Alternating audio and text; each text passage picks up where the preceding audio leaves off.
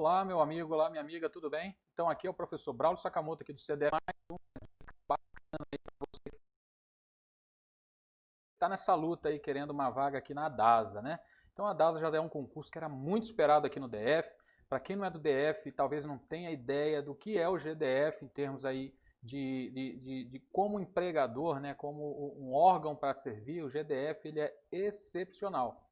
Tá bom? Então, se você não é de Brasília, provavelmente talvez você não conheça, então, como é que funciona aqui o governo do Distrito Federal. Então, os servidores aqui do GDF, inclusive alguns, eles ainda mantêm alguns privilégios, né? Não privilégios, né? Mas alguns direitos, né? Da carreira que a maioria dos servidores aí, por exemplo, servidores federais já não tem. Por exemplo, a licença capacitação, né? A licença especial, anuênios, né? Ou seja, tem uma série de coisas aí que o GDF ainda fornece para os seus servidores que os servidores federais, por exemplo, no meu caso, já não fazem mais jus, tá? Então é uma excelente oportunidade, se você se inscreveu aí para a DASA, está brigando aí por uma vaga, vale a pena sim ser servidor. Ainda que você não seja de Brasília, tá? Vir morar aqui em Brasília, ter a oportunidade, inclusive, de fazer outros concursos aí. Não só ficar, às vezes, você fica um tempo na DASA e, de repente, busca outras oportunidades aqui dentro do serviço público, aqui mesmo em Brasília. Tem concursos aqui que são muito bons, como, por exemplo, o Tribunal de Contas, né? Defensoria Pública e uma série de outros órgãos aqui dentro que dão excelentes condições aí para aquele que quer, né, de fato, ter um cargo aí no serviço público, tá bom? Mas só antes da gente começar, então se você ainda não é inscrito, faz o favor, se inscreve aqui no CDF Concurso, ajuda aí você mesmo a estar sempre bem informado acerca de concursos, acerca de dicas e tudo que é relacionado ao mundo dos concursos, tá? Então se você ainda não é inscrito aqui no canal do CDF, se inscreve aí no canal, dá joinha aqui no nosso vídeo, compartilha com aquele seu amigo, aquele sua amiga, namorado, namorada, esposo, irmão, tia, aquele pessoal que também está na luta atrás aí do seu lugar ao sol no serviço público, tá bom? Então compartilha o vídeo. Informática é uma matéria muito básica, cai em quase todos os concursos aí, você tem ainda que seja nível médio ou nível superior, sempre tem informática, porque é uma matéria básica, assim como português, raciocínio lógico, matemática, tá? Então, tudo que é concurso hoje em dia tem informática. Então, vale a pena você aproveitar essas dicas e passar também para aqueles aí que estão na luta com você, atrás aí da sua vaga no concurso público, tá bom? Mas então, vamos lá para o nosso simulado? Depois a gente dá mais outras dicas aí com relação, tá? Não só ao concurso aqui da DASA, mas a outros concursos e também em relação a Brasília, né, como a capital aí dos concursos. Tá joia? Vamos aqui na tela então, vamos lá. Então vamos lá. A primeira questão que a gente vai fazer, ela fala aí sobre navegadores. Olha, navegadores da internet, que é um assunto aí que cai bastante, tá bom?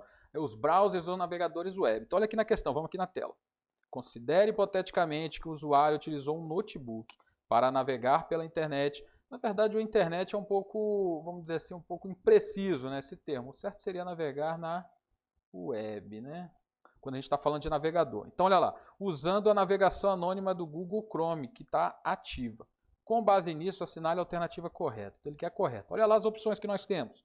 O histórico de navegação não será salvo pelo navegador. O histórico de navegação. O que é isso aqui, professor? Histórico de navegação são as páginas, né, pelas quais você, durante a sessão, ou seja, enquanto o navegador estiver aberto, você vai percorrendo diversas páginas, né, começa no Google, vai para outra, vai para outra, vai para outra, e aí isso daí fica salvo na forma de um arquivo chamado histórico de navegação.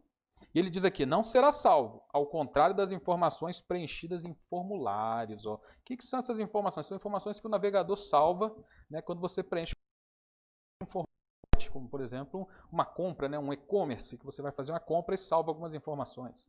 Ó, a letra B, os cookies não serão utilizados durante esse tipo de navegação. Isso aqui também está com um jeitinho de ser errada, porque o fato da navegação ser privada não quer dizer que eu não vou usar cookies, né? O que são os cookies, professor? São arquivos que são enviados pelo provedor, ou melhor, pelo servidor, né, do site que eu estou navegando, e eles ficam salvos ali com algumas preferências pessoais do utilizador, como por exemplo o idioma, né, que eu estou acessando aquele site, ou qual navegador que eu utilizei, algumas preferências, né, localização, por exemplo, né, o local de onde eu estou fazendo acesso, etc. Isso daí vai ser usado pelo próprio provedor, ou melhor, pelo próprio servidor, nos acessos futuros aí a esse site, a esse portal que você acessou. Olha a letra C aqui. Não haverá risco de o notebook ser infectado por malware. Sempre haverá risco. Não existe essa situação, não haverá risco. Sempre haverá risco. Tá? Então, essa está errada. Letra D. As atividades do usuário poderão ficar visíveis aos administradores da rede ou ao provedor de acesso à internet. Interessante essa questão, hein? Eu acho que essa aqui está correta, né? Mas vamos ver a próxima. Os cookies e os dados do site serão mantidos durante a navegação e após o fechamento do modo de navegação anônima. Errado, né? O modo de navegação anônima é justamente isso. Quando eu encerro a sessão, né, eu encerro o navegador, né, fecho o navegador, aqueles dados pessoais, dados de histórico, né, de acesso, cookies e outras informações, informações de preenchimento de formulário, elas são apagadas, né? Então elas ficam temporariamente durante a navegação e depois são apagadas do computador.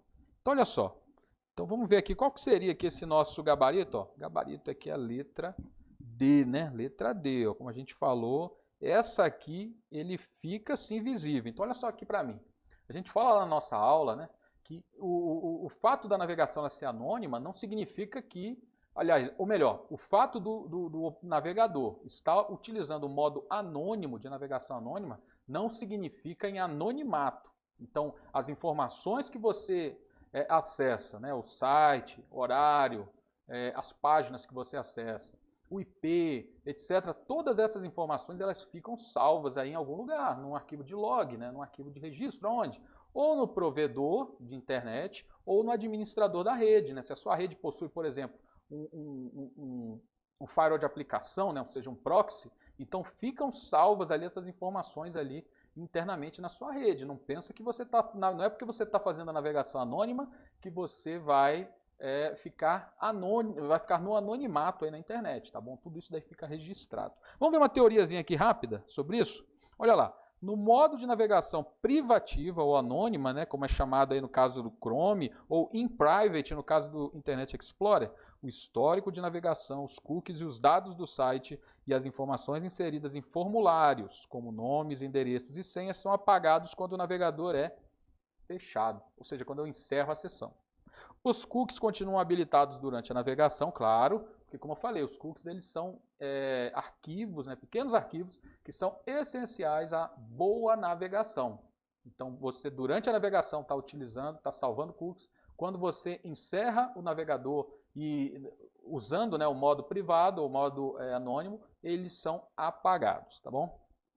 Aqui, os arquivos de download favoritos, porém, serão mantidos, né? Ou seja, aquilo que eu baixei para a pasta, normalmente é a pasta downloads, tá? Ele vai continuar ali. Se eu não for lá e apagar manualmente, esses arquivos, né, esses dados continuam ali presentes ali na pasta, tá bom? Joia! Vamos seguir aqui.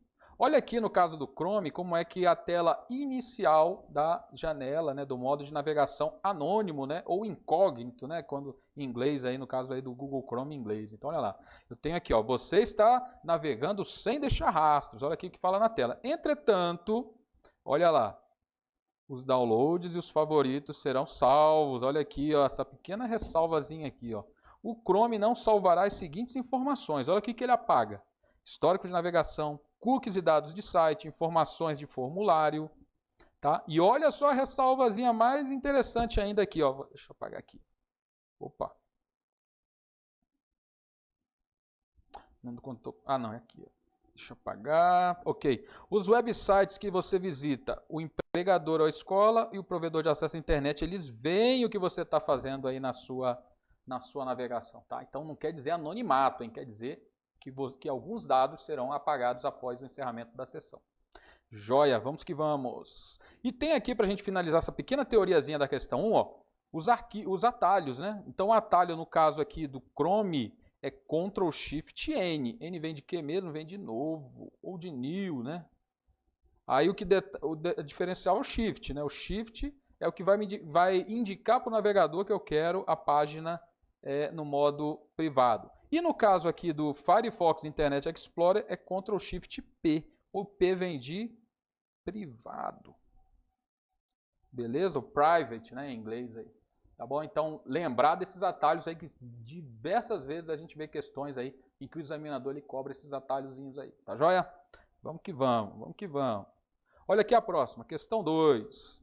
há diversos softwares aplicativos conectados ou não à internet que podem ser utilizados dentro do ambiente corporativo. O que é isso mesmo, professor? São as organizações, né? Ambiente corporativo, a gente está falando de organizações públicas ou privadas. Normalmente, quando a gente fala que existe uma rede nessas organizações, a gente chama de intranet, né? Ou seja, aquilo que está dentro, que é visível apenas, via de regra, né, para os colaboradores, os elementos internos da organização. Olha lá, continuando. Com relação à utilização de tecnologias nos ambientes de trabalho, assinale a alternativa correta. Olha lá. Letra A. A utilização de navegadores web é estritamente proibida em ambientes de trabalho. Será, professor, estritamente proibida? Não, né? Tanto não é proibida que, por exemplo, alguns serviços aí que rodam na intranet só são acessíveis por navegadores. Um exemplo, o e-mail corporativo. Eu tenho um e-mail corporativo. Eu posso acessar ele via Outlook, que é o nosso cliente de e-mail, ou eu posso acessar também via navegador web. Se você é servidor também da administração federal, provavelmente você usa o SEI, né? O sistema aí de protocolo eletrônico aí da administração federal. Então, como você acessa o SEI? Pelo navegador, pelo browser. Tá? E diversos outros serviços, o portal de intranet, né, da sua organização ou da sua empresa, né, se você trabalha na iniciativa privada, ele normalmente é acessível por navegadores. Então essa primeira não tem nada a ver. Ó, letra B. O acesso à internet somente pode ser feito por meio de navegadores web, como o Google Chrome e Internet Explorer. Esse apenas aqui, ó, somente aqui no caso, apenas não, somente aqui ele deixa errado. Por quê? Eu acabei de te falar. Eu acesso o meu e-mail corporativo pelo Outlook. O que é o Outlook, professor? É um cliente de e-mail, um aplicativo que eu instalo no computador e acesso aí a um serviço que está disponível na internet, que é o e-mail, tá? Usando um aplicativo, não é um navegador. O WhatsApp, eu acesso o WhatsApp usando um navegador? Não, acesso usando um aplicativo de telefone. Posso usar via navegador também, mas, via de regra, é usando o telefone. Videoconferência, você provavelmente já deve ter participado de uma videoconferência aí na sua organização. Aquilo ali ele acessa um serviço da internet, a videoconferência ela é um serviço da internet, acessível via aplicativo. Tá bom? Nem tudo que está na internet é acessível por navegador, tá bom? Na verdade, uma pequena parte da internet é acessível por navegador, que são as páginas web. Ou seja, somente a web é acessível por navegadores. Vamos lá, letra C. Existem alternativas de aplicativos móveis para edição de documentos? Opa, joia, sim, eu tenho versões mobile aí dos meus aplicativos de edição, como por exemplo, do Office, né? Eu tenho versões Office aí que rodam em Android, por exemplo, e iOS. Eu tenho alguns aplicativos que editam documentos, né?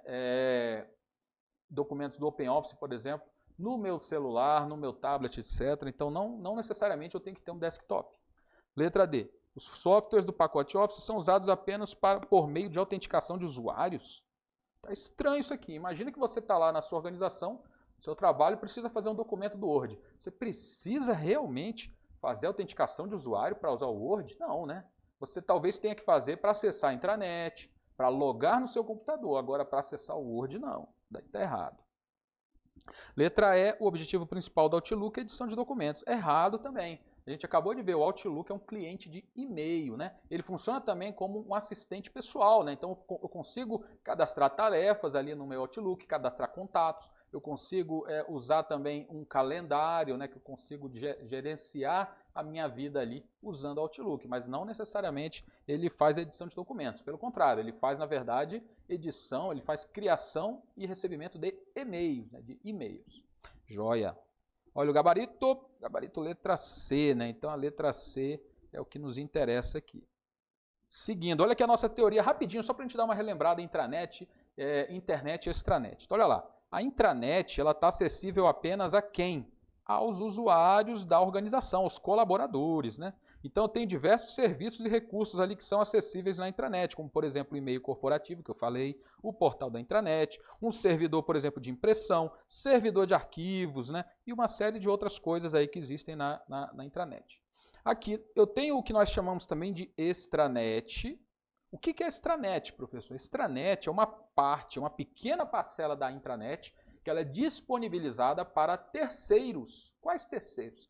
Terceiros que não estão diretamente envolvidos com a organização, como por exemplo clientes, fornecedores, parceiros comerciais, ou seja, aqueles que não são da organização, porém eles interagem com alguns serviços da organização, como por exemplo, vamos dar um exemplo bem prático, CDF Concurso. O CDF ele tem lá uma intranet, que eu acesso como professor, os colaboradores lá acessam, né, o pessoal, os funcionários, etc., a diretoria, etc.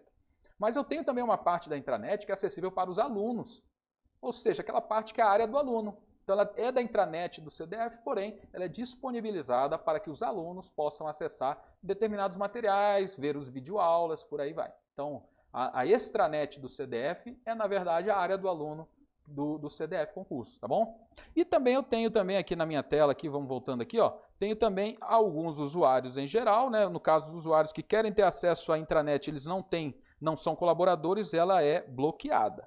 Tá? E um colaborador que, por exemplo, aqui em cima, ó, que esteja viajando, né? Vamos supor que ele está viajando a serviço da própria organização. E ele precisa acessar a sua conta de e-mail lá para ver o que chegou lá de e-mail para ele. Ele vai acessar usando ali a internet como um meio, né, para acessar a intranet, tá joia? Então a intranet ela também é possível dela ser acessada fora do ambiente corporativo usando, por exemplo, VPNs. Eu faço isso quase todo dia, chego lá na minha casa, né, nem tudo eu consigo resolver durante ali o dia ali, aí eu vou acessar lá o SEI, né, o protocolo eletrônico, vou acessar o meu e-mail, né, da minha casa, que são serviços que rodam na intranet, porém eu acesso remotamente usando VPNs, tá bom? O que é VPN mesmo? Rede privada virtual. Outro assunto que também cai direto em prova aí também. Fica ligado, hein? Beleza, vamos seguir. Olha lá, o acesso à intranet somente pode ser feito por meio de navegadores web. Está errado, a gente viu que eu posso usar, por exemplo, ó, o Skype, que é um aplicativo de videoconferência, o WhatsApp, que são aplicativos que não são navegadores, mas eu posso usar para acessar serviços da internet, tá bom? As páginas web, que são aqueles serviços que são acessíveis via navegadores, são só uma parte da internet. Aqui a letra D e a E também estão erradas, né? O software do pacote Office são usados por meio de autenticação, a gente viu que está errado. O objetivo do Outlook é edição de documentos, não é. Ele é envio e recebimento de e-mails. Olha aqui o exemplo aqui, ó. Aqui é o Outlook. Ó. O Outlook eu tenho aqui, eu tenho 3 funcionalidades básicas nele. Uma é o envio e recebimento de e-mails, né? Ele funciona como um cliente de e-mail. Ele funciona também como um calendário, né? Que eu consigo cadastrar diversas atividades ali. E também eu gerenciar tarefas, né? E contatos ali também usando o Outlook. Tá joia? Olha lá, ainda com relação a aplicativos móveis, né? Que foi a nossa questão certa, né? O nosso item certo. Olha aqui o exemplo, ó, Office para Android. Eu também tenho o Office para o iOS, que é o sistema operacional móvel da Apple. Eu tenho aqui um software que chama Colabora, ele é usado para edição de documentos no formato Open Document, ou seja, os formatos de documento do Open Office, né? Então ele é um aplicativo para dispositivos mobile, né, que editam, né, criam e modificam documentos ODS, né, o formato Open Document, tá bom? Bom, vamos aqui para a nossa terceira questão, olha lá. Eita, e essa aqui já começa forte, meu amigo. Olha como ela começa. Olha aqui, já começa com a fórmula gigantesca. E o interessante é que olha para quem que é esse concurso, para advogado. Vou até tomar uma água antes de começar a resolver essa daí, que essa tá puxada. Beleza. Brasília, se você não é de Brasília, você deve saber que essa época do ano é bem seco, né? É uma época aí que chove muito pouco aqui em Brasília e você tem que estar bebendo água toda hora. Mas o clima é maravilhoso. Se você quer vir para Brasília, para a DASA ou para qualquer outro órgão aí do GDF, venha, que vale muito a pena. Voltando aqui à questão, olha lá. Aliás, vamos lá, vamos começar da fórmula. Vamos deixar ela aqui, depois a gente lê ela. A fórmula apresentada foi aplicada à célula K3 do Microsoft Excel, versão português. Com base nela, em seus conhecimentos acerca de planilhas e sabendo que a célula H3... Olha o que é, por que ele está falando que H3 é importante. Porque H3, os argumentos são todos baseados aí, né, nessa célula H3, nessa referência, né, H3, ó, tá?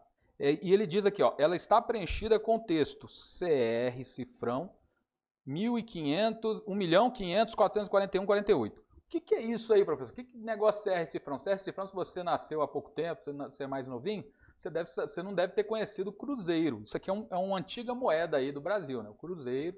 Hoje aí depois já começou com Cruzeiro, depois foi para o Cruzado, Cruzeiro Novo, Cruzeiro Real, aí chegamos aí no Real aí, tá bom? Uma moeda aí um pouquinho mais antiga aí da época da superinflação no Brasil, mas isso é tema aí para outra conversa, né? Vamos voltar aqui. Então, beleza. Então, está preenchido então, a célula H3 com esse valor, né? 1.500.000 e pouco, tal. E ele quer a alternativa correta. E olha lá o que ele fala. Ó. A fórmula está incorreta, uma vez que a separação dos argumentos, ou seja, dos parâmetros da função, né, da equação, da fórmula, se dá por vírgulas. Então, essa primeira a gente já mata. Por quê? Porque os argumentos são separados por ponto e vírgula. A vírgula não, é ponto e vírgula, tá bom? Olha aqui, a função conte-C, a letra B, ó, da fórmula apresentada conta o número de ocorrências do texto CR dentro da célula H3. Na verdade, ele, olha aqui, se a gente olhar a célula aqui, vou até dar uma apagada para despoluir. Na verdade, ele conta as ocorrências de qualquer palavra que tenha essa combinação, CR e cifrão. Como eu sei disso, professor? Porque ele colocou aqui, ó, 2 asteriscos aqui, que são os caracteres coringa. Coringa. Isso quer dizer o quê? Que qualquer valor que tenha CR cifrão vai ser contado. E não apenas aquelas do texto CR dentro da célula, né? Então, na verdade, ele quer qualquer valor que tenha CR cifrão em qualquer lugar. Por isso que ele colocou um coringa antes, né? Um asterisco antes e um asterisco depois. A letra C, ó, a função é célula vazia retorna valor falso se a célula estiver vazia. Não, é o contrário, né? A função é célula vazia. Então, ele vai verificar se tem quantas células, né? Se aquela célula, quantas células, ou se todas as células estão vazias, e aí ele vai retornar o valor verdadeiro ou falso. Se a célula estiver vazia, a função é célula vazia, vai retornar o valor verdadeiro. E se ela estiver cheia, professor? Qualquer uma das células, se eu não estiver considerando uma célula, mas um intervalo, se qualquer uma delas tiver algum conteúdo, ele vai retornar falso. Então, na verdade, é o contrário aqui. Esse falso não é verdadeiro aqui, ó. Verdadeiro, se a célula estiver vazia. Então, essa também está errada.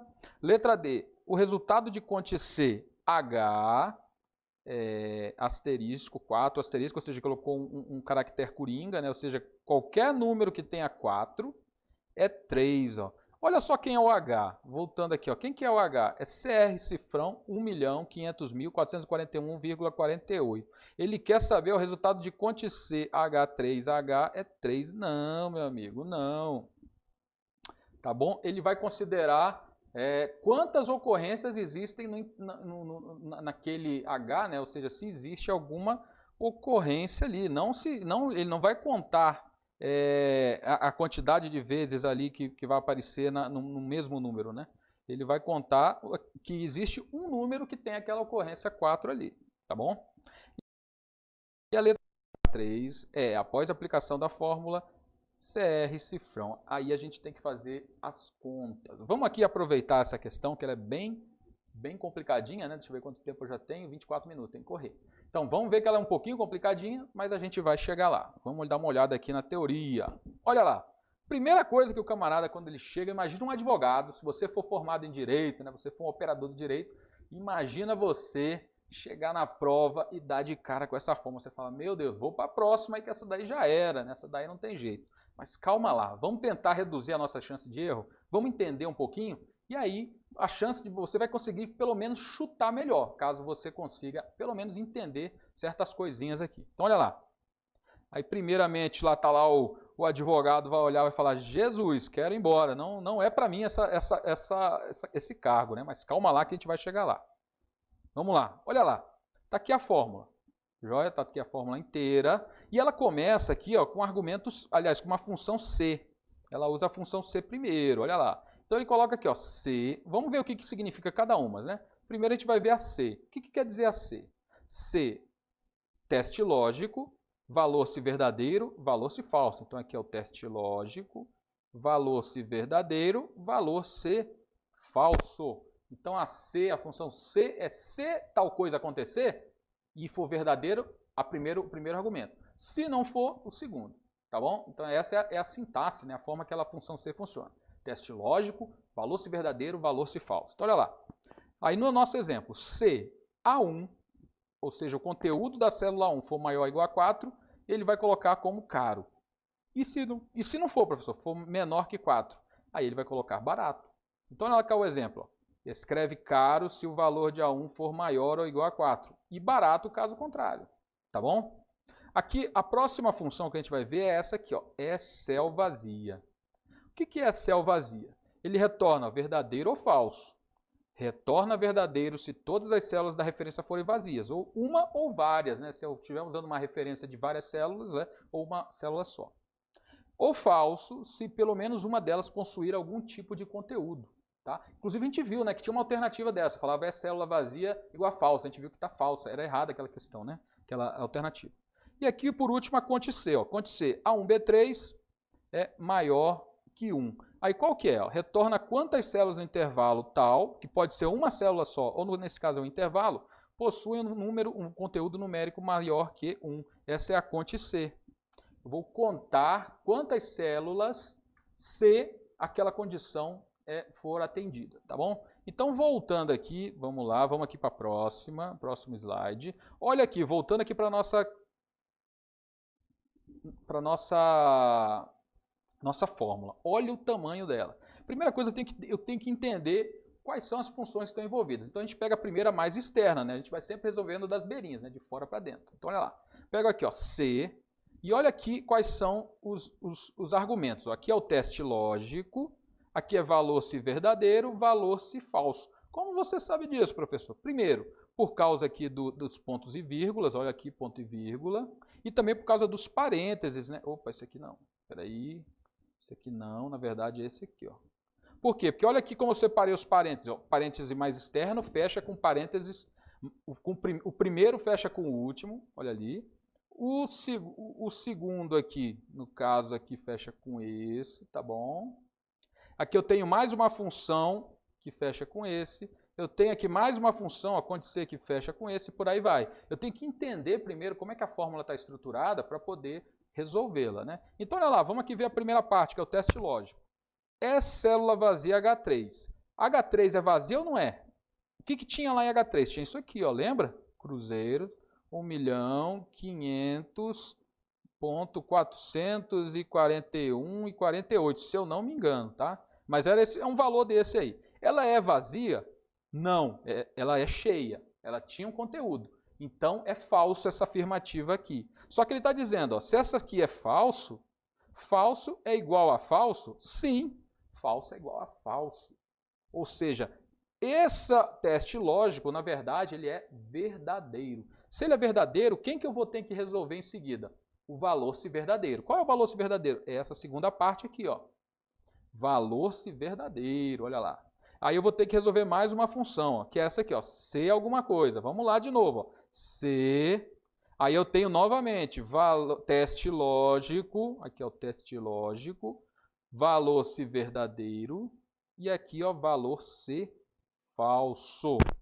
Vamos lá de novo, olha lá. Conte C, H3, cruzeiros, né, com os coringuinhas aqui, maior que 0. O que tem H3? Tem esse valor aqui, ó, 1.500.000, não sei o que, não sei o que.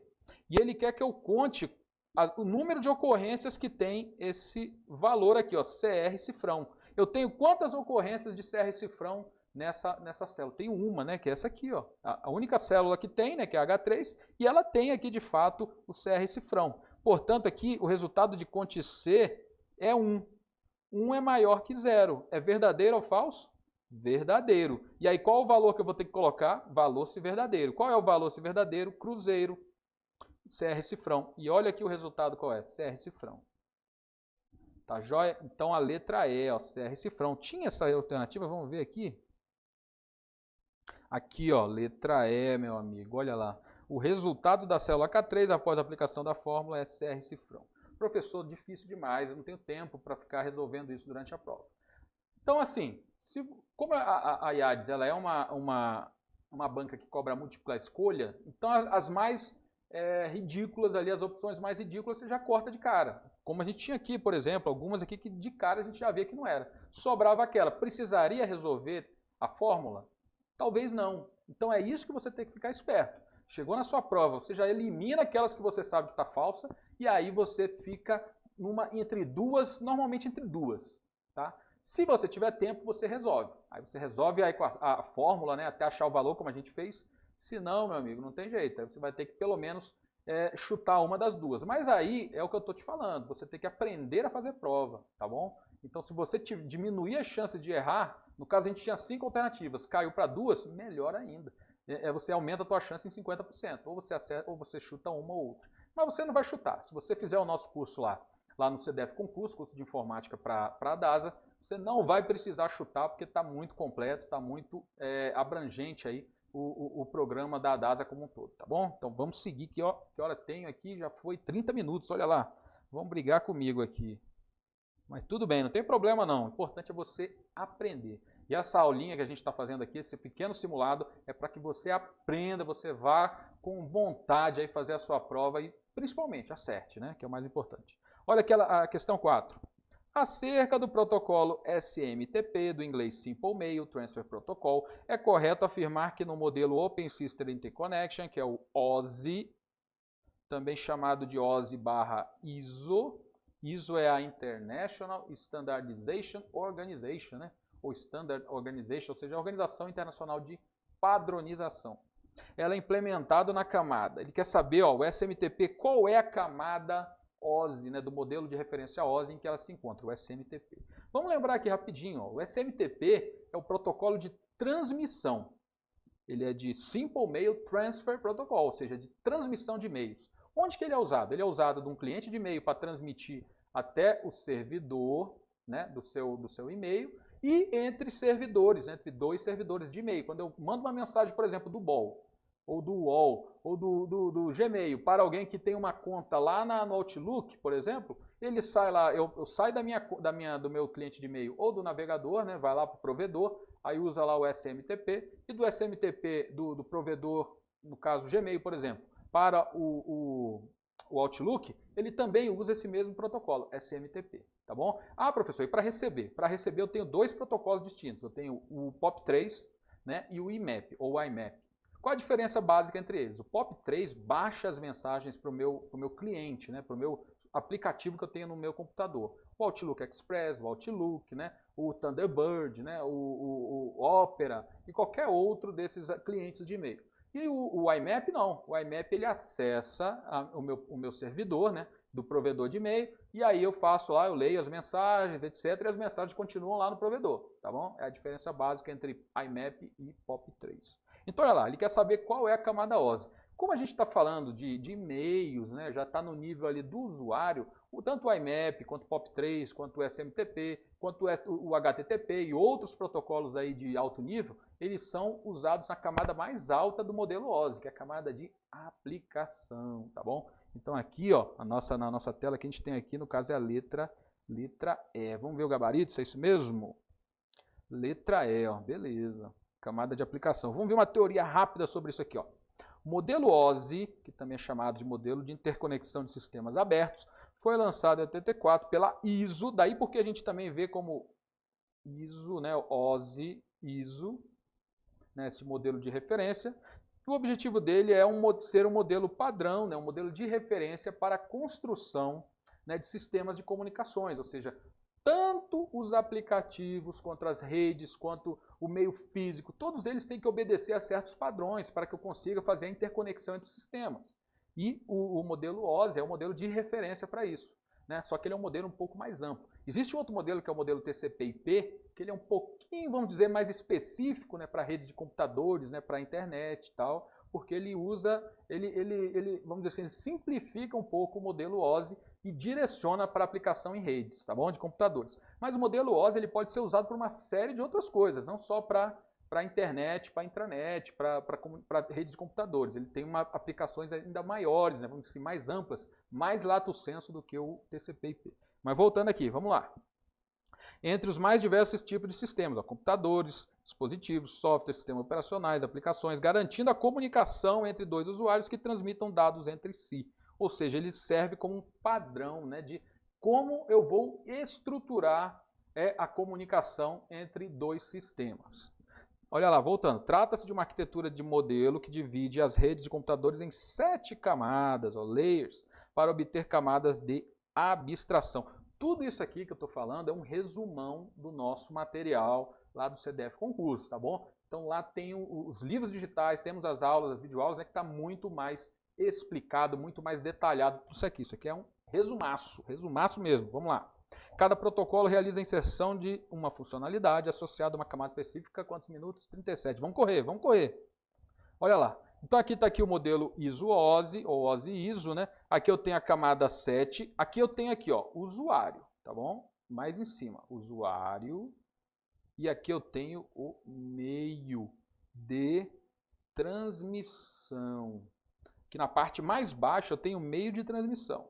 Na parte mais alta, ou seja, na camada mais elevada, eu tenho o usuário, tá bom? Então eu tenho lá aplicação, apresentação, sessão, transporte, rede, enlace de dados e física. E olha aqui a sigla que eu uso, AASTREF. Não me pergunte por quê, tá?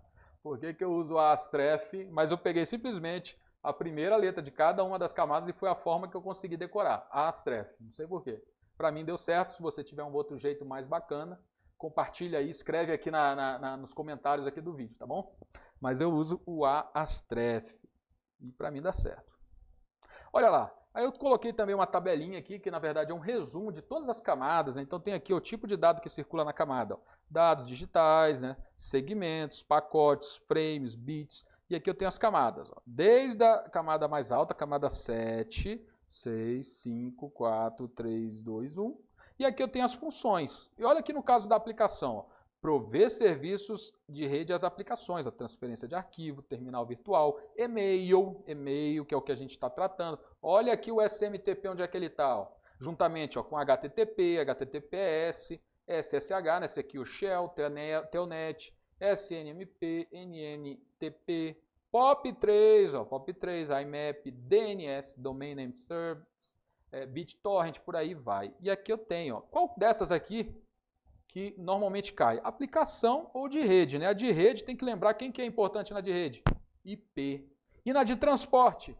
TCP, ó. TCP inclusive significa Transport Control Protocol, né? Protocolo de controle, né, de transmissão, melhor dizendo, né? Transmission Control Protocol. Ele está lá na camada de transporte. E o IP está na camada de rede. É só lembrar, ó, endereço IP, né? Rede.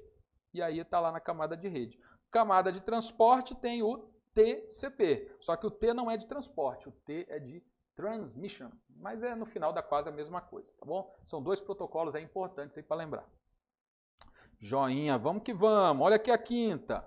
Novamente, ó, o termo malwares, utilizado para se referir a programas maliciosos, nasceu da combinação das palavras da língua inglesa malicious software, ou seja, malicious software, malware, tá joia? Então, olha lá, há um tipo de malware normalmente recebido como um presente, por exemplo, um cartão virtual, que possibilita uma maneira de acesso remoto ao computador após a infecção, além de executar as funções para as quais foi projetado. Então, olha só, o que ele está falando? Você recebe um presentinho, né? Normalmente é um software grátis, né? Instale esse software que vai te ajudar muito, você vai ser muito feliz, etc. E além dele executar as funções que ele faz, por exemplo, cartão virtual, é muito comum também barrinhas de ferramenta que você instala aí no seu navegador, né? Tipo aquela ESC, meu Deus, ESC, essa daí é a pior de todas, né? Essa daí é um tipo de espião, na verdade, né? Essa barra ESC, ela que nós chamamos, ela tem um adware lá dentro, que fica te mandando mensagens aí comerciais, né? De advertising, né? E fica te espionando a tua navegação, fica de olho, então ela é um tipo de spyware, na verdade, né? Um adware também é um tipo de spyware, fica te mandando propaganda direcionada e fica bisbilhotando por onde você anda navegando. Deixa eu ver o tempo, 40 minutos, vamos lá. Então, olha lá, executa também outras funções normalmente danosas sem o conhecimento do usuário. Então, olha lá, esses softwares maliciosos que ele se refere aqui na questão, além dele executar as funções que ele normalmente faz, ele fica fazendo outra coisa, fica fazendo alguma ação maliciosa. Normalmente é de espionagem, né? Ele é um spyware também. Mas ele pode fazer outras coisas, né? Ele pode abrir determinadas portas, ele pode fazer outras coisas aí danosas aí para a tua segurança na internet, do seu computador, etc. Então, o que ele está querendo? Olha lá, vamos voltar aqui. Ó. O malware descrito é denominado de Screen Logger. O que é um Screen Logger? Ele fica printando a tua tela. Então ele fica tirando prints aí da tua tela para mandar aí para um determinado endereço, né? E aí ele vai ver, por exemplo, a senha que você digita, caso seja uma senha, ela fique visível. Ele fica vendo o que você fica acessando, printando a sua tela. Screen Logger. Cavalo de Troia. Cavalo de Troia é o que nós chamamos aí de presente de grego, né? Por que é um presente de grego? Porque ele é um aplicativo que ele tem uma função, tá? Normalmente uma coisa bacana, né? Como eu falei, aquela barra ESC que está lá no seu navegador, mas ele também tem uma função maliciosa. Ele fica lá esperando, espreitando, colhendo informações, mandando informações aí da sua navegação para algum site, algum endereço IP na internet, tá? Então o cavalo de Troia é uma boa opção aqui para o que nós queremos. Aí depois vem aqui, ó, o Worm. O Worm ele é semelhante a um vírus, tá? Ele é um código malicioso que é instalado no seu computador, só que ele, diferente do vírus, o vírus ele precisa de um hospedeiro. Então o vírus normalmente ele vem aonde? Ele vem num software. Né? Vem, por exemplo, aquele software pirata que você instala às vezes na sua máquina, estou brincando, tá? Mas que muita gente instala, aí vem um vírusinho embutido ali, tá? Então o vírus ele precisa de um hospedeiro, como um vírus da vida real. E o Worm não. O Worm ele faz basicamente as mesmas coisas que o vírus, né? Ele gera uma ação maliciosa, ele vai travar o seu computador, vai consumir recursos, etc. Mas ele se dissemina de forma autônoma, tá joia? Aí o vírus também está aqui, na letra D, e tem o backdoor. O backdoor ele faz o seguinte, ele abre portas dentro do seu computador. Código malicioso que se instala no seu computador e ele abre determinadas portas para quê? Para que um serviço, alguém na internet, acesse o seu computador usando aquelas portinhas. O que é uma porta, professor?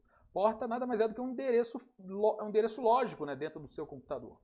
Tá? Então, quando você acessa o seu IP, o endereço do protocolo da internet, e cada aplicação ele é acessível, tá, dentro da sua máquina usando uma porta, que nada mais é do que um endereço interno ali do seu computador, um endereço lógico interno, tá bom? E o backdoor ele faz isso, ele abre as portas ali do computador para que possa ser acessado por terceiros, tá bom? Então, das opções que a gente tem aqui, o que mais nos resolve qual é? É a letra B, ó, cavalo de Troia. Então, lembra do cavalo de Troia, é o presente de grego. Ele vem como uma coisa boa, né? Pô, legal, ganhei aqui um aplicativo, etc. Mas, além dele executar as funções de aplicativo dele, ele também fica executando algumas ações maliciosas aí no seu computador. Quanto tempo eu tenho? 44 minutos. Meu Deus, vamos brigar comigo lá. Vamos lá. Olha aqui a nossa teoriazinha rapidinho. Malware é um neologismo que deriva de duas palavras, já vimos. Os malwares são softwares desenvolvidos por terceiros mal intencionados, né, com o propósito de acessar secretamente o dispositivo. É o caso aí do backdoor. Máquina sem o consentimento do usuário, com o fim de danificá-lo, desabilitá-lo, subtrair-lhe dados ou executar outras atividades maliciosas ou ilícitas. Portanto, o malware é uma categoria generalizada para todos os tipos de software. Isso tudo aqui que eu estou falando está lá na nossa teoria, lá do nosso material, tá bom? Olha aqui os tipos de malware que a gente tem aqui, ó. Temos aí vírus, worms, a diferença a gente já viu, né? Um precisa de hospedeiro, o outro não. Quem é hospedeiro? Um aplicativo hospedeiro. Backdoors, vimos também. Bots são aplicativos que são controláveis, né, por terceiros ali, que são instalados no computador vítima. Cavalo de Troia, a gente acabou de ver o que é, né? Aquele negócio que aparentemente é legal, mas tem um presentinho ali escondido. Rootkit, que são softwares aí que são usados aí para acessar determinadas funções de administrador do computador. Spywares, eles são os espiões, tá? Ele junta a palavra de spy, que é espião, com software, é um software espião. Aí a gente tem os tipos de spyware, temos os keyloggers, screenloggers, temos os adwares, temos uma série de outros tipos aí de spywares.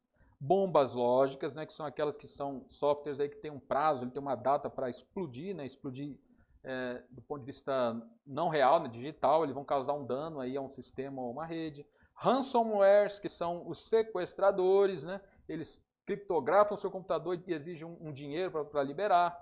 Os exploits, retrovírus, que atacam os antivírus, e os hijackers, né, que sequestram ali determinadas o seu navegador, né? Então ele sequestra o seu navegador e começa a direcionar as buscas aí, os endereços para outros locais. Ele altera lá o DNS lá da sua navegação. Tá joia? Então esses aqui são basicamente os tipos aí de malwares. No nosso material está todo explicado, cada tipo desse aí com exemplos, exercícios, etc. tá bom? Joia, aqui a gente tem um resumão, né? Olha os vírus aqui, ó, autorreplicáveis, exigem um hospedeiro. Os worms possuem vida autônoma, afetam o desempenho das redes. Backdoors liberam portas ocultas na máquina, que a gente falou, né? O exemplo de porta, professor, porta 80, né? Que é a porta que usa o serviço HTTP, por exemplo. Bots escraviza as máquinas convertendo-as em zumbis. Tá vendo que a gente só coloca as palavras-chave, né? Cavalo de Troia, vêm embutidos em programas lícitos. Olha o que caiu aqui na nossa questão. Rootkit, esconder e assegurar a presença de um invasor, né, usando aí técnicas aí, normalmente de administração da máquina. Vamos ver. Spywares, monitoram as atividades de um sistema, usuário enviam informações coletadas. A gente tem aqui loggers, screen loggers, adwares, sniffers também, né, que eles ficam cheirando o tráfego na rede. Bomba lógica, causam um dano em determinado momento, evento. Olha aqui, só palavra-chave, hein? Ransomwares, eles são sequestradores, né? Exigem um resgate da máquina para poder liberar o conteúdo da máquina. Os exploits agem sobre vulnerabilidades, né? O exemplo do Zero Day, né? Isso é bem famoso aí no mundo dos ataques, aí no mundo digital. Zero Day, segurança da informação.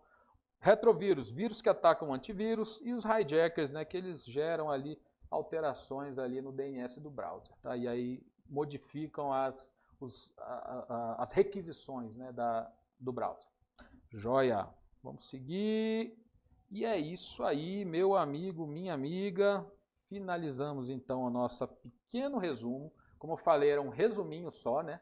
É só um resumo aí da nossa matéria, daquilo que a gente imagina que vai cair na DASA. Esse simulado aqui, ele é um resumo da matéria. Se você for ver, entrar lá no site lá do CDF Concurso, você vai ver que a matéria, que o conteúdo programático ele é muito extenso. E realmente, veio extenso mesmo.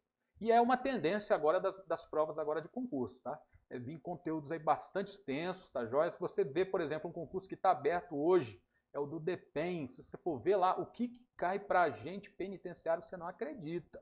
Quantidade de matéria de informática que cai. E por sinal também a gente tem lá no CDF Concurso, lá a gente tem pacote completo para DEPEN.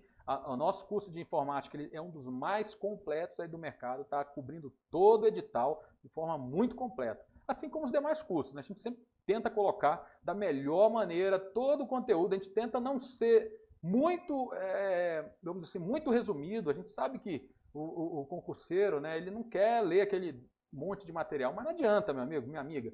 Prova de concurso hoje não é mais para amador, tá bom? Então, se há 10 anos atrás era tranquilo, passar 10 anos é pouco, né? Há 20 anos atrás, 30 anos atrás era tranquilo passar no concurso, hoje é só profissional do concurso que passa. Então, se alguém chegar te oferecendo uma fórmula mágica, não acredita porque não existe, tá bom? O que existe é estudo, é compromisso, é dedicação, é foco no estudo para que você consiga de fato ser aprovado, tá joia? Não adianta, não vai em fórmula mágica. Esse negócio, eu tenho um resumão aqui que você em um dia você mata a matéria inteira, não existe. Você viu aqui na prova que é coisa, hoje em dia as provas elas são complicadas, elas não são mais aquelas provinhas fáceis. Marca a alternativa correta e dava 4 alternativas absurdas e uma mais ou menos. Não é mais assim. Hoje você tem que de fato conhecer o assunto para que você consiga aí ser bem sucedido aí na sua prova, né?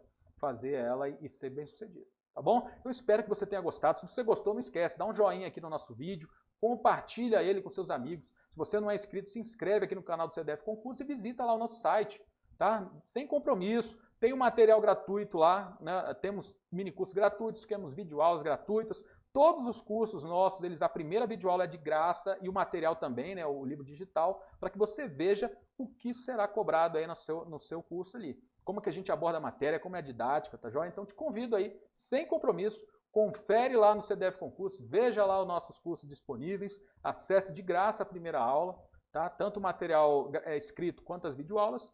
E se você gostar, a gente agradece muito que você, porque a gente faz o que a gente faz, porque a gente confia aí na sua dedicação, no seu compromisso aí com a sua aprovação e no foco nos estudos, tá bom? Então, mais uma vez, espero que você tenha gostado.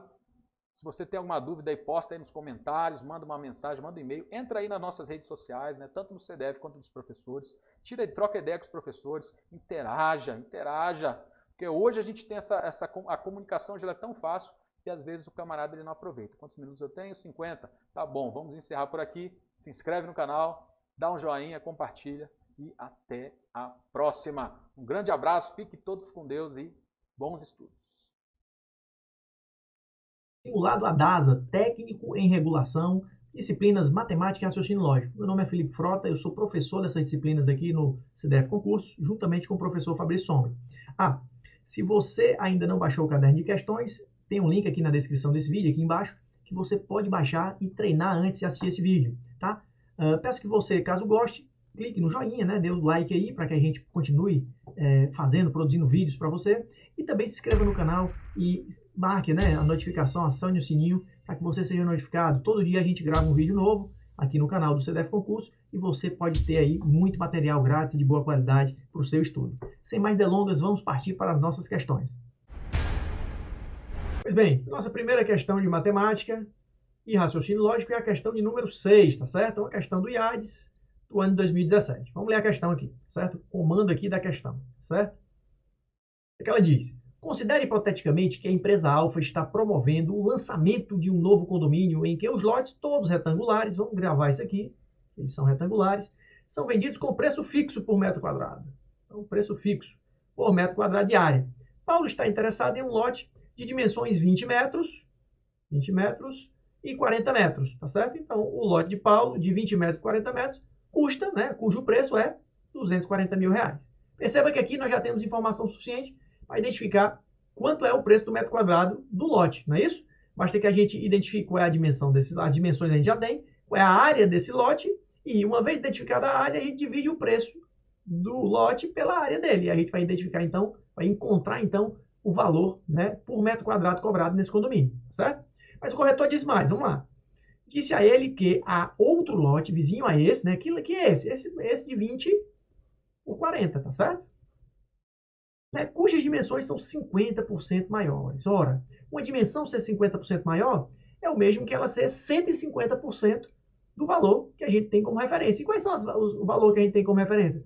As medidas, né, as dimensões aqui do lote de Paulo, 20 por 40, tá certo? Ou seja, o outro lote, o lado correspondente ao lado de 20, né, a dimensão 20, ela é 50% maior, ou seja, ela é 150% de 20. E a outra dimensão é 150% de 40, tá certo? Então a gente vai calcular que dimensões são essas. Bom, nessas condições, o que é que a questão nos pede? O preço do novo lote, é o que queremos, tá certo? Para isso, nós vamos identificar o preço do metro quadrado com base nas informações do lote que Paulo tem interesse. Depois, nós vamos identificar quais são as dimensões desse novo lote. Na sequência, a área desse novo lote. E depois, para encontrar o preço, basta a gente multiplicar, né, o preço do metro quadrado, que a gente vai calcular primeiro, pela área, né, desse novo lote, tá bom? Vamos lá, vamos fazer isso nos próximos slides. Pois bem, as dimensões do lote de Paulo, a gente já anotou, são 20 por 40, e a área dele, portanto, é 800 metros quadrados. Felipe, por que 800 metros quadrados, né? Por quê? Porque eu estou multiplicando, ó, metro por metro, tá certo? Beleza, vamos na sequência. Então, o preço do metro quadrado vai ser encontrado por onde? Pelo valor do lote, né, R$240 mil, dividido pela área que a gente acabou de identificar aqui, 800 metros quadrados, tá certo? Esse valor é, portanto, R$300, o valor do metro quadrado, tá bom? Então, nós podemos dizer que lá nesse condomínio a gente paga R$300, vírgulazinha aqui, por metro quadrado, tá bom? Vamos para o próximo slide. Bom, identificado aqui, né, calculado no slide passado, o preço do metro quadrado, vamos agora ver, né, aquela informação que a gente já bateu, que as dimensões do novo lote são 50% maiores. Ora, elas são 150% das dimensões do lote que Paulo tem interesse. E uma coisa ser 150% de outra é a mesma coisa de eu multiplicar essa outra coisa por 1,5. Tá? E é o que faremos aqui, que vai ficar bem facinho de achar as dimensões. Olha, 20 multiplicado por 1,5 é igual a 30 metros. Então, a dimensão correspondente à dimensão de 20 metros do lote que Paulo tem interesse, nesse novo lote, ela mede 30 metros. E a outra dimensão mede 60 metros. Para que a gente possa encontrar, né, qual é a área desse lote, basta multiplicar 30 por 60, tá certo? Aqui, ó. 30 por 60 é 3 vezes 6, 18. Eu acrescento um zero e outro zero, né? 18, um zero e outro zero. Metros quadrados, né? Porque essas dimensões aqui, elas estão em metros, ok? Beleza, encontramos aqui o valor do metro quadrado já, né? Quanto é que é cobrado lá? R$300. e encontramos aqui, né, a área do lote que se quer calcular o preço. Então, agora, para encontrar o preço, basta a gente multiplicar um pelo outro, tá bom? Aqui as informações, né? Então, basta que a gente multiplique aqui, olha, 1.800 por 300. Olha aqui a dica. Vamos esquecer esse conjunto de zeros e trabalhá-los depois. Vamos multiplicar 3 vezes 18. 3 vezes 8, 24. Coloco o 4 aqui e subo o 2, não é mesmo? 3 vezes 1, 3, mais 2, 5. 54. Quantos zeros a gente deixou de lado? 4 zeros, não foi? Vamos acrescentar agora aqui os 4 zeros. 1, 2, 3, 4. 540 mil foi o valor que a gente achou para o lote vizinho ao lote que Paulo tem interesse. Vamos fazer essa conta aqui do modelo tradicional para que você veja que o resultado vai ser o mesmo, tá certo? Então, 1.800 multiplicado por 300, tá certo? Bom, na multiplicação a gente vai multiplicar cada elemento aqui do multiplicando, né, por esses elementos aqui de cima. Então, zero que multiplica qualquer número vai ser sempre zero. Então, vamos botar aqui, ó, 0, 0, 0 e 0. Aqui é a mesma coisa, só que agora eu vou colocar aqui embaixo, né, nessa linha. 0, 0, 0 e 0. Beleza. Agora o 3 vai multiplicar. Um 0, outro 0, o 8 e o 18. Né? O 8 e o 1, perdão. 3 vezes 0 é 0. Eu vou baixar aqui na linha de onde está, né, o 3. Coluna, perdão, de onde está o 3. Multiplicar 0 por 3 dá 0 de novo. Certo? 3 vezes 8, 24. A gente coloca aqui o 4 e leva 2 para cá para cima. Né? Para somar, adicionar a multiplicação de 3 vezes 1, que é 3, mais 2, 5.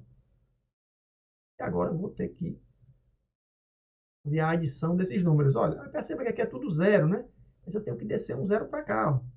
Descer 0 para cá e descer para cá e assim por diante, né? Então, 0 mais nada é 0. Bota aqui. 0 mais nada, né? 0. 0 mais 0 mais 0 também 0. 0 mais 0 mais 0 também 0. E aqui, 0 mais 4 é 4. E 5 mais nada é 5. Encontramos aqui, então, o mesmo valor que havíamos encontrado aqui nessa multiplicação bem mais simplória, não é isso? Então, vamos aí ao gabarito da questão. O gabarito da questão é a alternativa D, de dado R$540 mil. A gente se vê na próxima questão. Pois bem, vamos aqui para a nossa questão número 7 do simulado, questão do IADES, agora do ano de 2019, tá certo?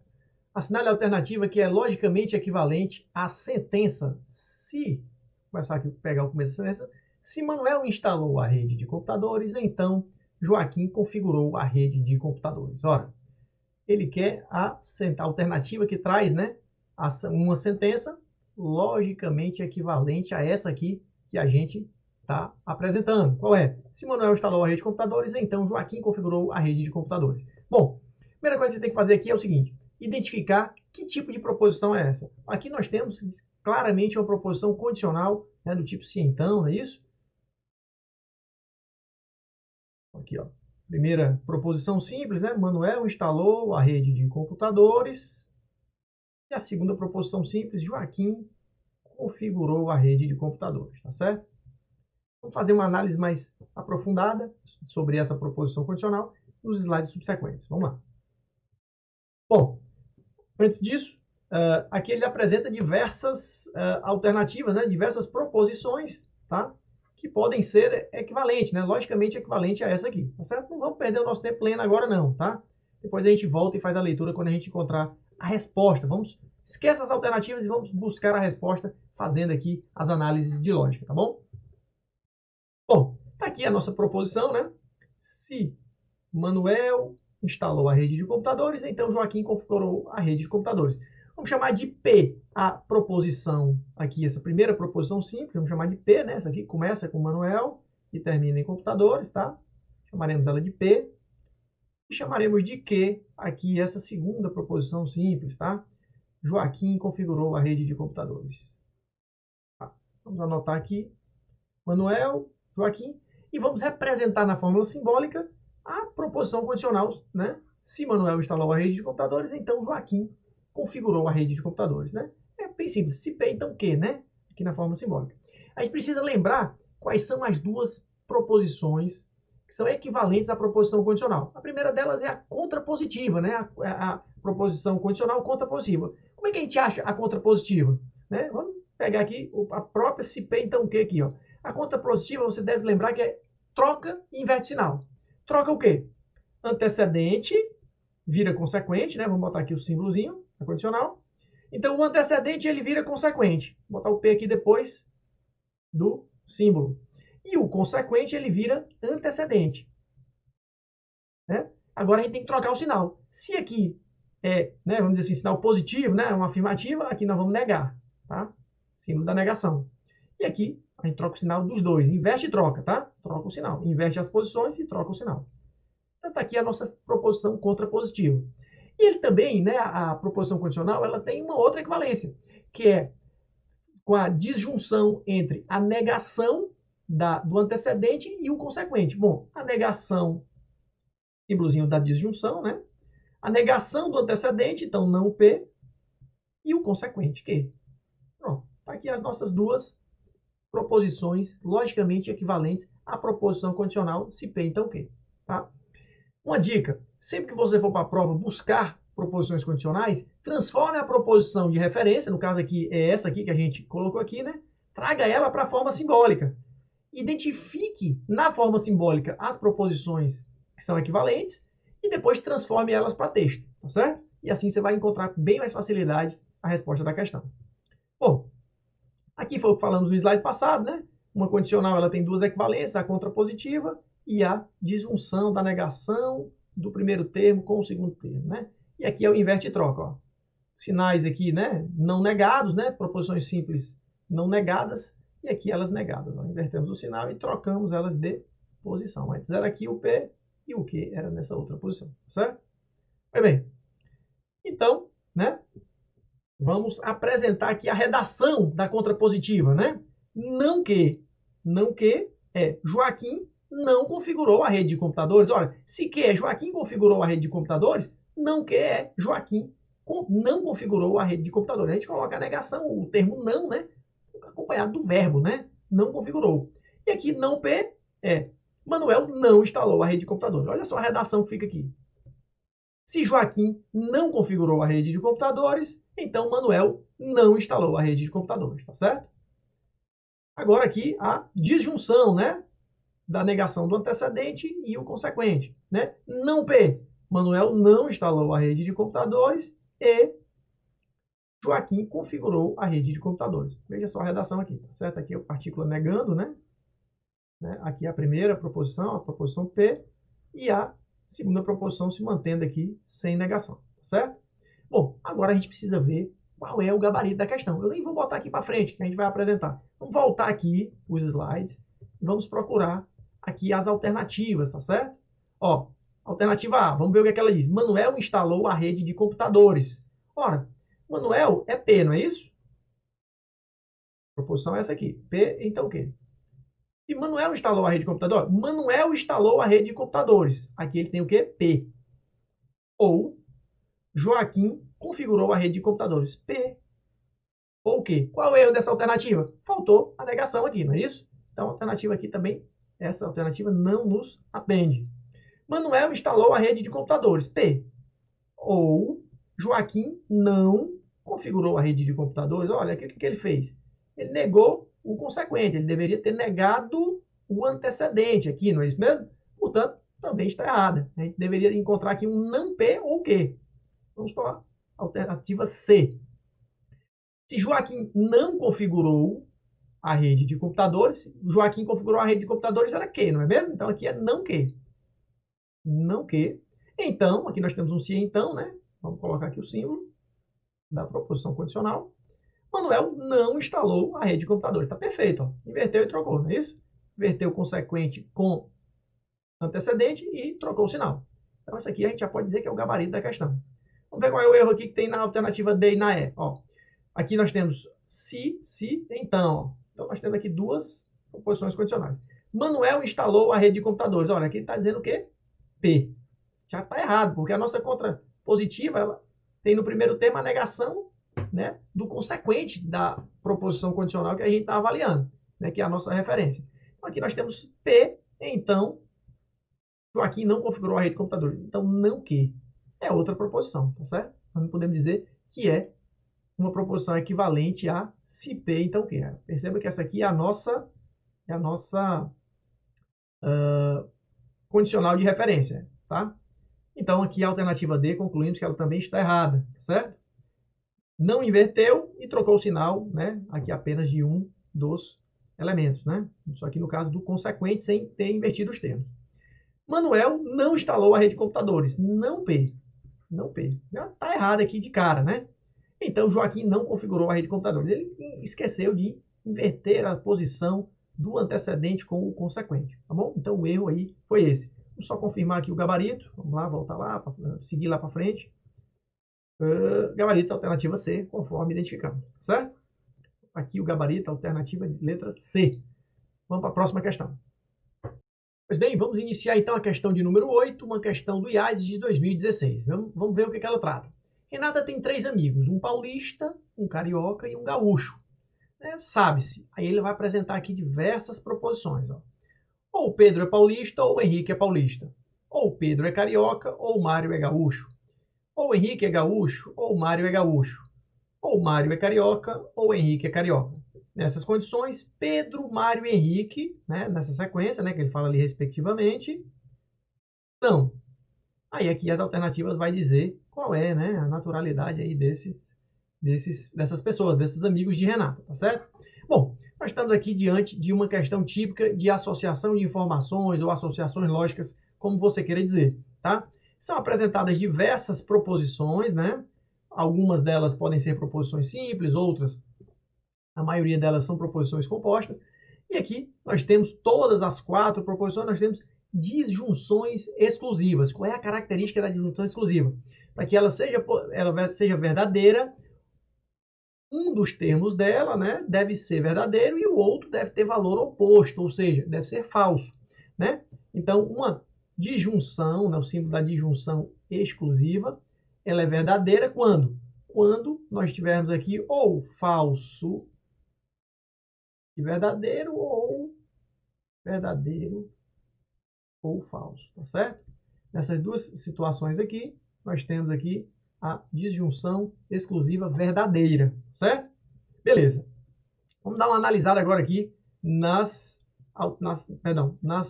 proposições, né, nas disjunções exclusivas. Aqui ele fala sobre Pedro ser paulista e Henrique ser paulista, a mesma naturalidade. Pedro ser carioca e Mário ser gaúcho, naturalidade diferente, né? Vou botar aqui um sinalzinho diferente aqui. Henrique ser gaúcho, Mário ser gaúcho, certo? Aqui são iguais. Mário ser carioca e Henrique ser carioca. E o meu conselho é a gente fazer um quadro, certo? No qual a gente vai associar naturalidade com as pessoas e a gente vai botando falso quando a gente souber que aquela naturalidade não atende à condição daquela pessoa e a gente vai colocando verdadeiro e completando com falso nos espaços, né, correspondentes àquela naturalidade, tá certo?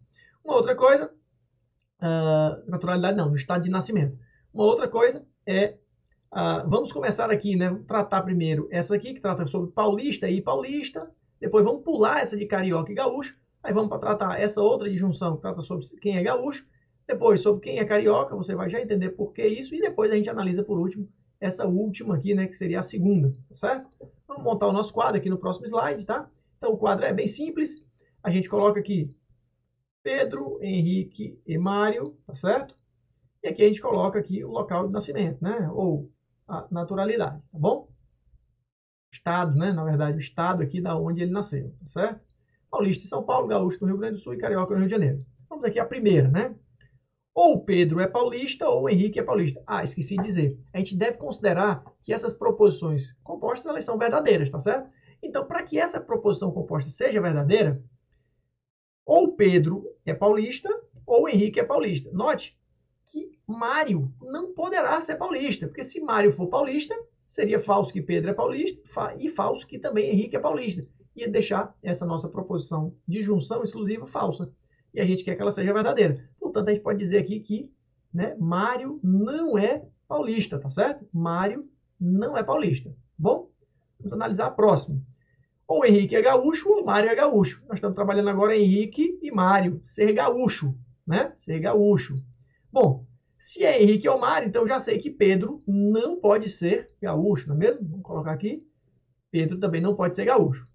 Vamos analisar outra. Mário é carioca, né? Ou Mário é carioca, ou Henrique é carioca. Nós estamos agora trabalhando Mário e Henrique. Nós podemos dizer, portanto, que Pedro não pode ser carioca. Ora, se Pedro não pode ser carioca, Pedro também não pode ser gaúcho, só restou ao Pedro ser paulista. E se Pedro é paulista, Henrique também não pode ser paulista, assim como Mário, que já tínhamos identificado que não era. Né? Então, a gente já consegue aqui afirmar que Pedro é paulista e que os demais não são.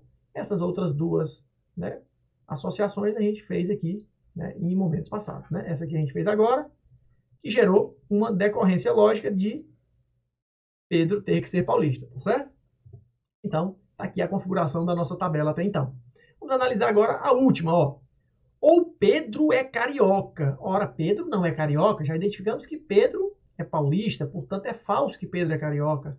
Então, para que essa proposição aqui seja verdadeira, ou Pedro é carioca ou Mário é gaúcho, é obrigatório que seja verdadeiro que Mário é gaúcho.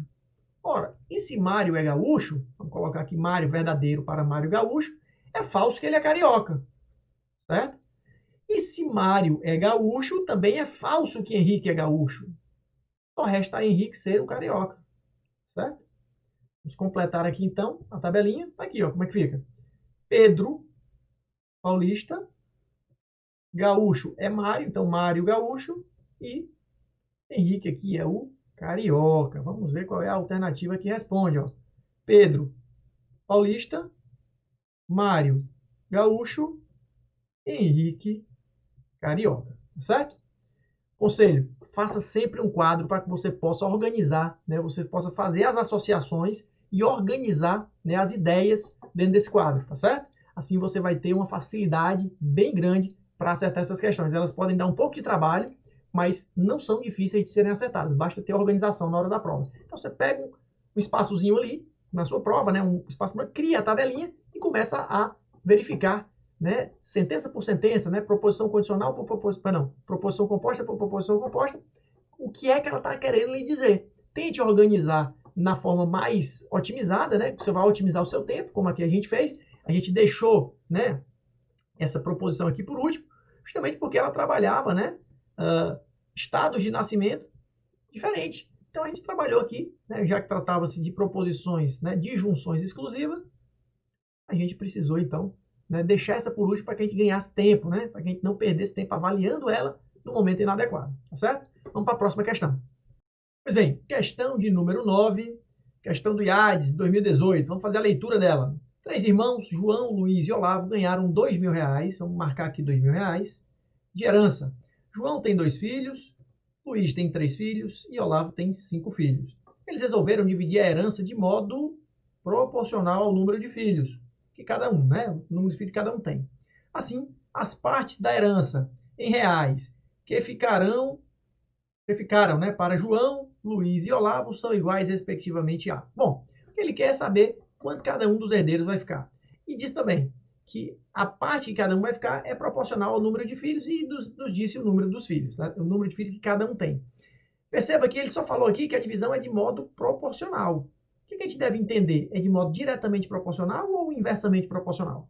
Quando uma questão não afirmar que ela é para fazer uma divisão inversamente proporcional, ela der uma maneira genérica, é proporcional a tal coisa, você deve entender que você deve fazer uma divisão diretamente proporcional, tá certo? Então é assim que faremos. Pois bem, aqui, né, a divisão é diretamente proporcional a quem tiver, né? Quem tiver mais filhos receberá, portanto, a maior parcela da herança, tá certo? E nós temos um quadrinho no qual nós vamos colocar aqui o valor que João vai receber, nós vamos representar pela letra J, que Luiz vai receber, vamos representar pela letra L, e que Olavo vai receber, será representado pela letra O. Esse é o valor em reais que cada um desses filhos, né, desses herdeiros vão receber. E aqui o número de filhos que cada um tem, né? 2. Então nós temos aqui duas grandezas, né? O valor da herança, número de filhos. Bom, se a divisão é diretamente proporcional, nós temos que entender que as razões entre essas grandezas é igual a uma constante. Portanto, a gente pode dizer o seguinte, que J sobre 2 é igual a L sobre 3. Por sua vez, tudo isso é igual também a O sobre 5. E no final, tudo isso vai ser igual ao mesmo valor, a uma constante que chamaremos de K, certo? Aí você vai dizer, Felipe, por quê? Que é uma razão, né? Vou tentar entender aqui um pouquinho por que é a razão que é igual. Ora, Perceba que quem tem menos filhos vai ganhar menos valor, um valor menor, não é isso? Beleza. Se eu dividir um valor menor por 2 e disser que ele é igual a K, perceba que se O é um valor maior, eu posso dividi-lo por um número maior, né? Eles são proporcionais, portanto, ao número de filhos, então proporcional a 5, e vou encontrar o mesmo valor. Para que eu encontre o mesmo valor de K, eu preciso que O, né, o valor, né, que a gente está representando pela letra O, ele seja maior, porque ele vai ser dividido por 5. Vamos imaginar aqui valores em geral. Ó, se eu pegar aqui e botar 20 dividido por 2, aqui, que é o número de filhos que tem João. 20 por 2 é igual a 10, certo? Então, eu diria que essa minha constante aqui é 10. Para que O dividido por 5 seja igual a 10, eu teria que fazer o quê? O sobre 5 igual a 10. Perceba que O vai ter que ser maior. Aqui a gente faz a multiplicação cruzada, né? O vezes 1 é O. 5 vezes 10 é 50. Ó. Olha aí. Por isso que a razão entre eles, né, quando nas divisões diretamente proporcionais, é igual a uma constante. Né? Quem tem um denominador maior vai obrigatoriamente pedir um numerador maior e com isso a gente vai encontrar, né, valores diretamente proporcionais. Tá certo? Pois bem, vamos fazer os cálculos aqui então. Então, aquilo que fizemos, né, no slide anterior, J sobre 2 igual a L sobre 3 igual a O sobre 5, tudo isso igual a uma constante K. Tem uma propriedade nas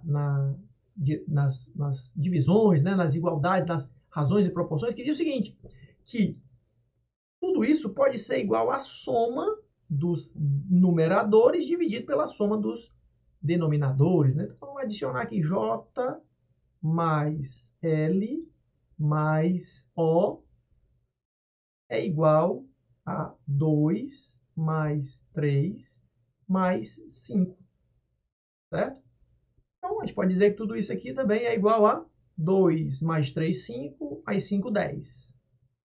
Então, J mais L mais O, o que é mesmo que é J mais L mais O? Ora, O é a parte da herança que Olavo vai ganhar. L é a parte da herança que Luiz vai ganhar. E J é a parte que, deixa eu ver o nome, José, se não me engano, João. João vai ganhar. O somatório dessas partes é igual à herança propriamente dita, que é de R$2.000, não é isso mesmo? R$2.000.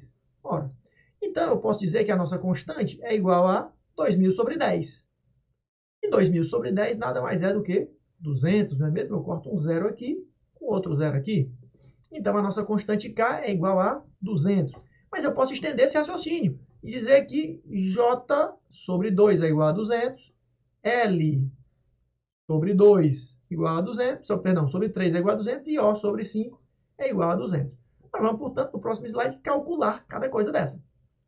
Então, J sobre 2 é igual a 200. Então, J é igual a 2 vezes 200, 400. Então, já sabemos que a parte de João é R$400. L sobre 3 é igual a K. Então, L sobre 3 é igual a 200. L, né, multiplicação cruzada, L vezes 1 é L, é igual a 3 vezes 200, 3 vezes 2 é igual a 6, 3 vezes 0 é 0 e 3 vezes 0 é 0. Igual, então, a parte de Luiz, 600.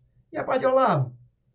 Bom, aqui eu já poderia saber, né, se é 2.000 o total, né, 2.000 menos a parte de João e menos a parte de Luiz, né, 2.000 menos 400 eu fico com 1.600, 1.600 menos 600 eu tenho 1.000. Mas vamos fazer aqui o cálculo. O sobre 5 igual a 200. O é igual a 5 vezes 200. O é igual a 1.000. 5 vezes 2, 10, mais 2 zeros, 1.000, certo? Então, a parte que cada um vai receber respectivamente, né? Ó, João é o que recebe menos, recebe 400. Luiz, 600 e Olavo, 1.000. Aqui, alternativa de letra E, ok? Vamos para a próxima questão. Pois bem, nossa próxima questão, a questão de número 10, é uma questão do IADES de 2019. A resolução CAU-BR número 158 de 2017 fixou os seguintes valores para a taxa de expedição de carteiras de identificação profissional de arquiteto e urbanista. 1. Carteira de identificação profissional definitiva. Então, a carteira profissional definitiva custou, né, pagava uma taxa de R$60. E a carteira de identificação profissional provisória pagava uma taxa de R$25, certo? Aí o que ele disse mais aqui na questão? Se no mês passado foram expedidas 80 carteiras, certo? Foram expedidas 80 carteiras pelo CAU e o valor arrecadado foi R$ 2.980, é correto afirmar que foram expedidas. Vamos ver aqui as alternativas. Alternativa A, mais de 30 carteiras de identificação definitiva, né?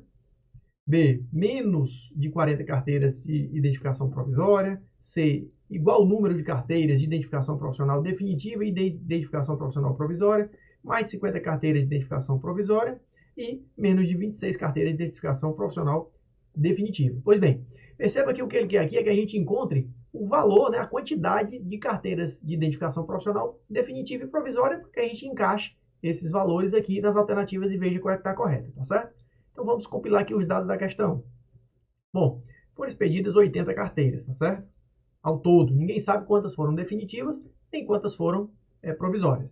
Mas o valor arrecadado foi de R$ 2.980 ao todo, né, por conta dessas expedições dessas 80 carteiras. E a gente sabe que o custo, né, o valor da expedição de uma carteira definitiva é R$ 60 e de uma provisória R$ 25. Então, a gente pode montar aqui, né, dizer que X é a quantidade de carteira de profissional definitiva e Y, carteiras profissionais provisórias, né? Quantas carteiras eu criei, né, eu expedi no mês passado? Carteira profissional, vamos chamar de X esse valor. Carteira profissional definitiva, perdão, X esse valor. E Y vamos chamar a carteira profissional provisória, tá ok? Beleza. Então a gente já pode montar aqui uma equaçãozinha, ó. X, né, a quantidade de carteiras profissional definitiva mais a quantidade de carteiras profissional provisórias é igual a 80. Foi o que disse a questão. 80 carteiras foram expedidas no mês anterior. Beleza. Então vamos colocar aqui Y em função de X, né? Eu só preciso passar esse X que está aqui desse lado, para o lado de cá, com o sinal trocado, né? Aqui nós temos um sinal de mais, que está aqui oculto, não é isso? E aqui então ele vira sinal de menos, tá certo? A gente pode montar também outra equação, né? Se eu pegar a quantidade de carteiras profissional definitiva, X, eu não sei quanto é exatamente, então eu vou chamar de X, e multiplicar pelo preço dela, certo? Aqui R$ 60, adicionar o produto da multiplicação da quantidade de carteiras profissionais de identificação profissional provisória pelo preço dela, R$ 25, eu vou obter o valor aqui que foi arrecadado, 2.980, tá certo? Então, X, né, a quantidade de carteiras definitivas vezes o custo dela, o valor dela, mais Y, que é a quantidade de carteiras provisórias vezes o valor dela, é igual ao valor arrecadado, não é mesmo? Então, 60x mais 25y é igual a 980. Observe aqui que eu vou poder, né, substituir esse y aqui, ó, certo? Pelo 80 menos x, que a gente identificou que y equivale a 80 menos x, ou seja, 80 carteiras menos quantidade de carteiras profissionais definitivas, tá bom? Então, eu tenho aqui as duas equações e agora eu vou, né, elaborar o cálculo para identificar qual é o valor de x, aqui já considerando a substituição que abordei no slide anterior, tá certo? Então, vamos continuar o cálculo aqui no braço mesmo. 60x mais 25 vezes 80, vamos colocar aqui entre parênteses, 25 vezes 80, fecha parênteses, deixa eu apagar aqui esse quadradinho que fiz. Bom, 25 está multiplicando o 80, certo? Já está aqui embaixo.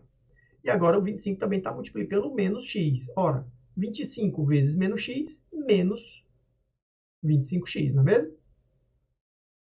Aqui a gente manteve o sinal de menos porque é mais menos 25x. Então, de fato, fica menos 25x, tá certo? Igual a 2.980. Beleza. 60x, vou deixar aqui só desse lado de cá, só o que tem aí em incógnita x, tá certo? Menos 25x é igual a 2.980. 2.980 menos, aqui está multiplicando, está adicionando, né? Menos quem? O resultado da multiplicação de 25 por 80, tá certo? Vamos multiplicar 25 por 80. 25 vezes 80. 0 vezes qualquer número é 0, então vamos só repetir 0 aqui. 8 vezes 5 é 40, vem 4. 8 vezes 2, 16, mais 4, 20. Colocamos o 20 aqui. O resultado dessa multiplicação é 2.000, tá certo? 2.000. Então, menos 2.000. Precisa desse parênteses, não é mesmo? Vou tirar ele aqui. Vou apagar aqui a continha, tá? E vamos dar sequência. Ok. 60x menos 25x, 35x. É igual a quanto? 2.980 menos 2.000 a 980. Portanto, o nosso x ele é igual ao resultado da divisão de 980 por 35. Passamos isso aqui do lado. 980 dividido por 35. Bom, se eu pegar só o 9, é um número menor do que 35. Então, vou pegar 98 aqui, tá certo? 2 vezes 35 é 70 e 3 vezes 35 é 105. 105 passa. Então, vamos botar o número 2 aqui. 2 vezes 5 é 10, fica 0, vem 1. 2 vezes 3, 6 e 1, 7, 70. Como havíamos dito. Subtração aqui, 8 menos 0 é 8 e 9 menos 7 é 2, 28, né? Descemos aqui o 0, né? E agora, veja só. 28 é um número divisível por 7, né? 4 vezes 7 é igual a 28. Ora, 35 é metade de 70. E aqui, se eu disser 4 vezes 70, eu vou encontrar 280, né? Se aqui é metade, então 8 vezes 35, provavelmente, né? A gente vai verificar aqui, vai dar 280. Quer ver? Vamos lá. 8 vezes 5, 40. É um 0 e ficamos com 4 aqui, tá certo? Vou botar o 4zinho aqui. 8 vezes 3 dá 24, mais 4, 28. Olha aí, certinho, 28. Resultado aqui embaixo, 0. Então, a gente pode dizer que x é igual a 28, tá certo? Bom, mas quem é x mesmo? X é a quantidade de carteiras profissionais definitivas expedidas no mês anterior. Ok.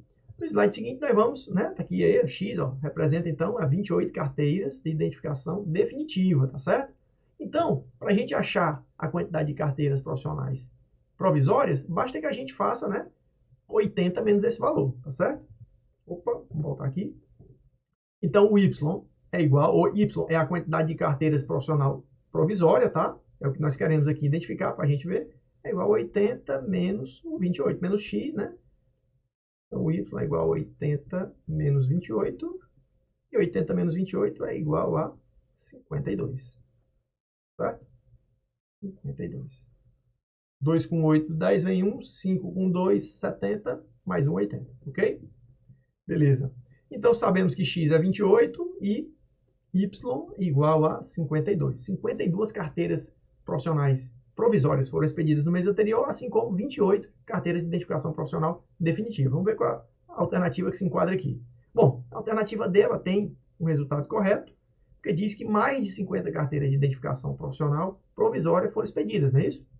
Ou seja, a gente identificou que o y era igual a 52, portanto, maior do que 50. Vamos ver o erro aqui da alternativa A. Mais de 30 carteiras de identificação profissional definitiva. Não, vimos que foi só 28, né? Aqui deveria ser, né, mais de 27, por exemplo, daria certo. Mas aqui, né, no caso, colocou 30, que é um número maior do que o que foi de fato expedido. Portanto, essa alternativa não nos atende.